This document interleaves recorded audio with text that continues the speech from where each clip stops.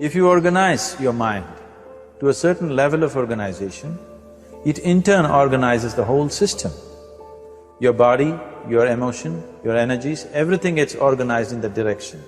Once all these four dimensions of you, your physical body, your mind, your emotion and the fundamental life energies are organized in one direction, once you're like this, anything that you wish happens without even lifting a little finger actually. It would help to assist it with activity, but even without doing any activity, you can still manifest what you want if you organize these four dimensions in one direction and keep it unwavering in that direction for a certain period of time. Right now the problem with your mind is, every moment it is changing its direction. It is like you want to travel somewhere and every 2 steps if you keep changing your direction, the question of you reaching the destination is very remote unless it happens by chance. So, organizing our minds and in turn organizing the whole system and these 4 basic dimensions of who you are right now in one direction, if you do this, you are a kalpavruksha yourself. Anything that you wish will happen. But right now, if you look at your lives, everything that you have wished for till now, if it happens, you have finished. Everything and everybody that you have desired for, if all of that lands up in your house today, could you live with that? So organizing our minds fundamentally means moving from a compulsive state of activity to a conscious state of activity. You might have heard of people for whom they asked for something and beyond all expectations it came true for them. Generally this happens to people who are in faith. Now, let's say you want to build a house. If you start thinking, oh, I want to build a house. To build a house I need 50 lakhs, but I have only 50 rupees in my pocket. Not possible, not possible, not possible. The moment you say not possible, you're also saying, I don't want it. So on one level, you're creating a desire that you want something, on another level, you're saying, I don't want it. So in this conflict, it may not happen. If you want life to happen the way you want it, because right now, the very crux of your happiness and your well-being is this. If at all if you're unhappy, the only and only reason why you're unhappy is, life is not happening the way you think it should happen. That's all it is. So if life is not happening the way you think it should happen, you're unhappy. If life happens the way you think it should happen, you are happy. It's as simple as that. So if life has to happen the way you think it should happen, first of all, how you think, with how much focus you think, how much stability is there in your thought, and how much reverberance is there in the thought process will determine whether your thought will become a reality or is it just an empty thought. Or how you do not create any impediments for your thought by creating negative thought process. Is something possible or not possible? It is destroying humanity. What is possible and not possible is not your business, it's nature's business. Your business is just to strive for what you want. You're using the past experience of life as a basis for deciding whether something is possible or not possible. Or in other words, you have decided that what has not happened till now cannot happen in your life in future. This is a disgrace to humanity and the human spirit. What has not happened till now on this planet can happen tomorrow. Human beings are capable of making it happen tomorrow. So what is possible and what is not possible is not your business. That is nature's business. Nature will decide that. You just see what is it that you really want and strive for that.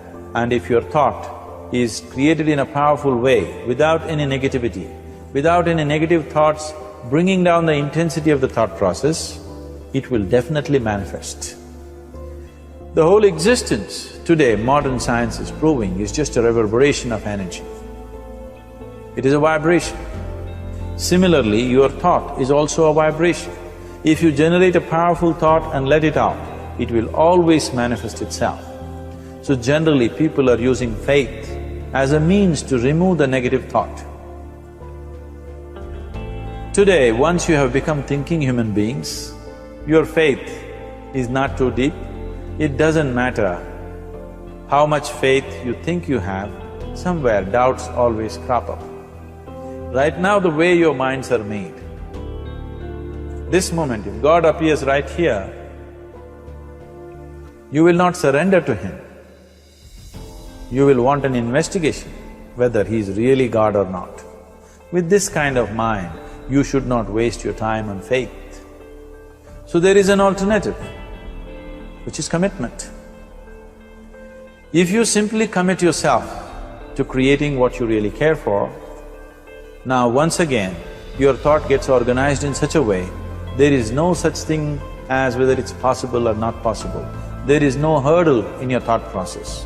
Your thought flows freely towards what you want. Once this happens, making it happen will also naturally follow. So to create what you really care for, first and foremost thing is that what you want must be well manifested in your mind, that this is what I want. Is that what you really want? You must look at it, because any number of things in your life you have thought, this is it. The moment you reach there, you realize that's not it, it's the next one and the next one and the next one. So what is it that one really wants is one thing. First of all, we must explore. Once that is clear and we are committed to creating it, now there is a continuous process of thought in that direction. Once you can maintain a steady stream of thought without changing direction, definitely this is going to happen in your life, or it will definitely manifest as a reality in your life. So, either you make this human form into a kalpa vriksha, or you make it into one big mess, which is happening all over. So at every stage in our life, we tend to think, this is it. If this one thing happens, everything will be fine with my life. You reach there and you realize that's not it, and you postpone it to something else and something else. This is going on. The first and foremost thing is, you must be clear what is it that you really want. If you do not know what you want, the question of creating it doesn't arise. If you look at what you really want, what every human being wants is, he wants to live joyfully, he wants to live peacefully. In terms of its relationships, he wants it to be loving and affectionate. Or in other words, all that any human being is seeking for is pleasantness within himself, pleasantness around him. If this pleasantness, if it happens in our body, we call this health and pleasure. If it happens in our mind, we call this peace and joy. If it happens in our emotion, we call this love and compassion. If it happens in our energy, we call this blissfulness and ecstasy. This is all that a human being is looking for.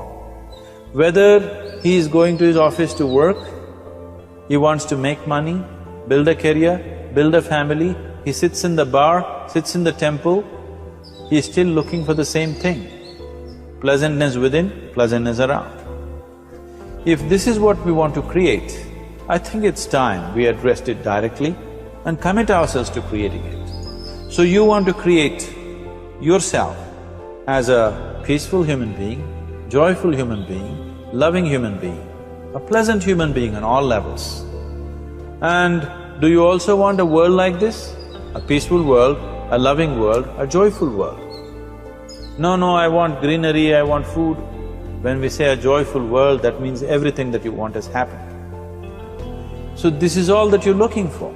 So all that you need to do is commit yourself to creating it, to create a peaceful, joyful and loving world, both for yourself and everybody around you. Every day in the morning, if you start your day with this simple thought in your mind, that today, wherever I go, I will create a peaceful, loving and joyful world. If you fall down 100 times in the day, what does it matter? For a committed man, there is no such thing as failure. If you fall down 100 times, 100 lessons to be learned. If you commit yourself like this to creating what you really care for, now your mind gets organized. Once your mind gets organized, the way you think is the way you feel, your emotion will get organized. Once your thought and emotion is organized, your energies will get organized in the same direction. Once your thought, emotion and energies are organized, your very body will get organized. Once all these four are organized in one direction, your ability to create and manifest what you want is phenomenal. You are the creator in many ways.